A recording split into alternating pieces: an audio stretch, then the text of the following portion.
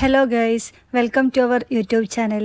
അപ്പോൾ ഇന്ന് അച്ഛനും അമ്മയും വിയറ്റ്നാമിലേക്ക് വരികയാണ്. അപ്പോൾ അവരെ രാവിലെ തന്നെ പിക്ക് ചെയ്യാൻ പോകണം. അതിൻ്റെ ഒരു വീഡിയോ നിന്ന് രാവിലെ തന്നെ നല്ല തിരക്കാണ്. ഒരു സമയം 7 മണിയാവുന്നേ ഉള്ളൂ. അപ്പോഴത്തേക്ക് തന്നെ നല്ല ട്രാഫിക്കാണ്. അപ്പോൾ നമ്മൾ എയർപോർട്ടിലേക്ക് പോകുന്നതാണ്. ഇവിടെ എല്ലാവരും രാവിലെ തന്നെ പിള്ളേരെല്ലാം സ്കൂളിൽ പോകാൻ തുടങ്ങി, ആൾക്കാർ പണിക്ക് പോകാൻ തുടങ്ങി. പിന്നെ റോഡ് സൈഡിൽ ഫുഡ് വെക്കുന്നത് എല്ലാം തുടങ്ങി. ഇതൊരു 8 മണി വരെ മാത്രമേ ഇങ്ങനെ കാണുള്ളൂ. അത് കഴിഞ്ഞെങ്കിൽ പിന്നെ വൈകുന്നേരം ആവണം. ഒരു റഷ് പീക്ക് ടൈം എന്ന് പറയുന്നത് ഒരു 6 മണി മുതൽ ഒരു 8 മണി വരെ ആയിരിക്കും ഇവിടെ. ഇതുപോലെ കുറേ കടകൾ, സ്റ്റാളുകളെല്ലാം ഉണ്ടാവും. ഈ കാണുന്ന ബൈക്ക് ഇവിടെ ഗ്രാബ് ആപ്ലിക്കേഷൻ യൂസ് ചെയ്യുമ്പോൾ നമുക്ക് ചൂസ് ചെയ്യാൻ പറ്റുന്ന ബൈക്കാണ്. അങ്ങനെ രാവിലെ തന്നെ റെഡിയായി ഒരു ഏകദേശം 7 മണിയാകുമ്പോൾ എയർപോർട്ടിലെത്തുന്ന രീതിയിൽ ഞങ്ങൾ പോയി. അപ്പോൾ നമ്മൾ എയർപോർട്ടിലേക്ക് എത്താൻ പോവാണ്. ഇതാണ് വിയറ്റ്നാം ഇൻ്റർനാഷണൽ എയർപോർട്ടിലേക്ക് പോകുന്നത്. കാണുമ്പോൾ കുറച്ച് ചെറുതാണ്, എന്നാലും നല്ല തിരക്കായിരിക്കും അതിൻ്റെ ഉള്ളിൽ പോയാൽ. കാണുമ്പോൾ മാത്രമല്ല, ശരിക്കും കുറച്ച് ചെറുതാണ്. ഇന്റർനാഷണൽ എയർപോർട്ട് 2 ടെർമിനലിറ്റി ഇല്ല, 2 3.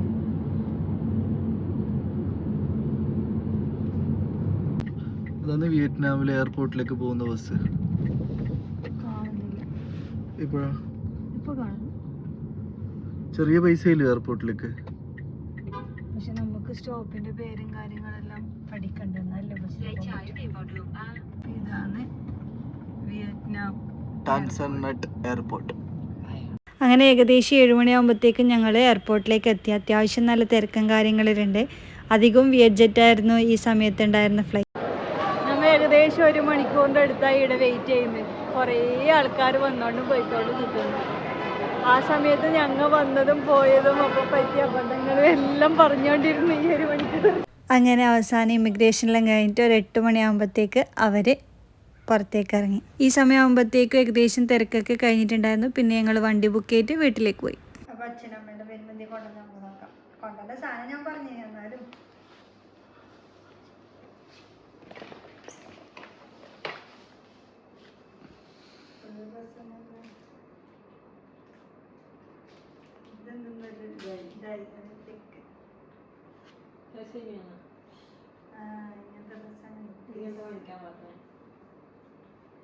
ഇതെനിക്ക് ഡ്രസ്സാണ്. ഇതോ എല്ലാം നിൽക്കാണ്.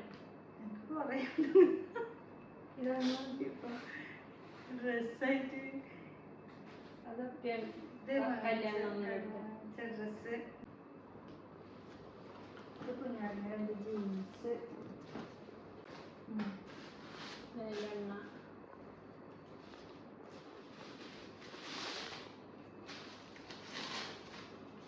ഇത് കഴിഞ്ഞ് ഗുളികയെല്ലാം പാരസെറ്റമോൾ കുഞ്ഞാടില്ല.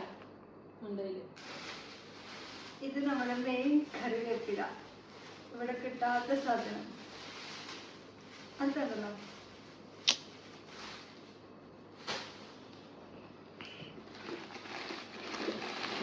പിന്നെ ഞാൻ പറഞ്ഞ കുറച്ച് ബേക്കറി, നമ്മുടെ മുട്ട വിച്ച തിന്നത് ഇവിടെ ഇല്ലാതെ. പിന്നെ പായസ കിറ്റ്, പാലടി, സേമിയ.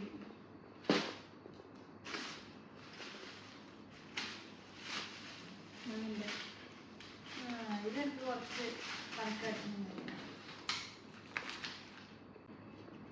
കടുക്,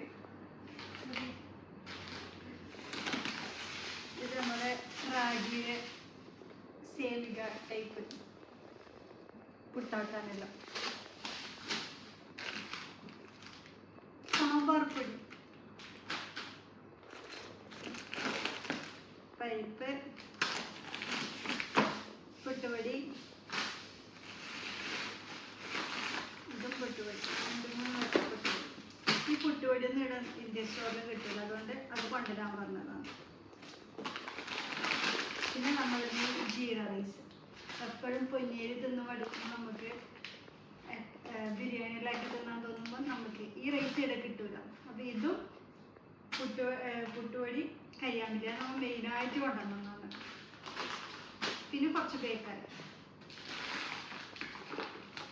പിന്നെ ഇത് ചെറുപയർ, പിന്നെ ഇത് നെയ്യ്.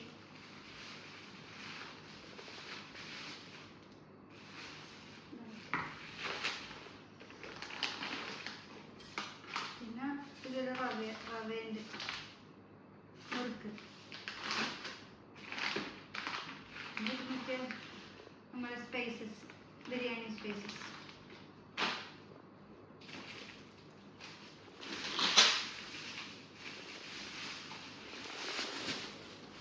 പിന്നെ ഇത് ഞാൻ തലക്ക് തേക്കാൻ വേണ്ടി എണ്ണ ഓർഡർ ചെയ്തിട്ടുണ്ട്. അതിൻ്റെ അത് രണ്ടെണ്ണം.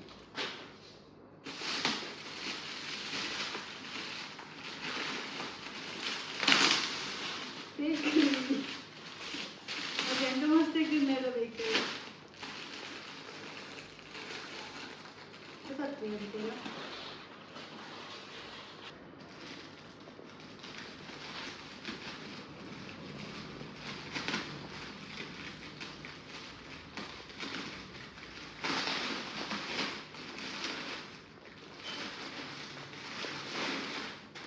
ചിപ്സ്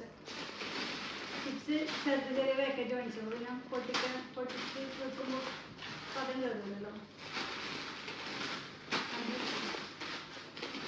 ഈ ചിപ്സ് ഇടക്കിട്ടുണ്ട്, ഇവിടെ പഴുത്ത കായിൻ്റെ ചിപ്സ് കിട്ടുന്നു. പിന്നെ ഇത് വേറെ എന്തോ ഒരു ഐറ്റം,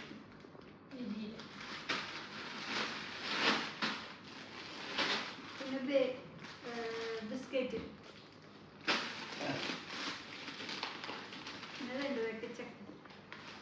അപ്പോൾ നമുക്ക് 1 മാസം 2 മാസം പോകും. എത്ര മാസം? 1 മാസം. ഇത് കുറേ നമ്മുടെ ശരി ഇതിട്ടുണ്ടെങ്കിൽ നമുക്ക് കൃഷിയാണ്. ഇത് നമ്മൾ കഴിഞ്ഞ പ്രാവശ്യം 6 രൂപ പണ്ടത്, 6 മാസം നമ്മൾ ഒപ്പിച്ചു.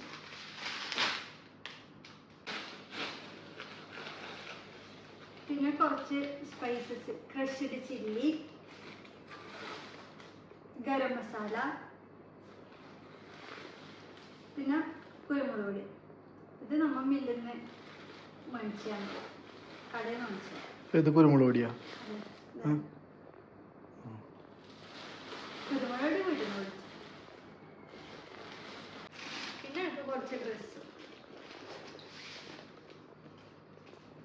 അപ്പോൾ ഇത്രയാണ് നമുക്ക് കൊണ്ടുവന്ന സാധനങ്ങൾ.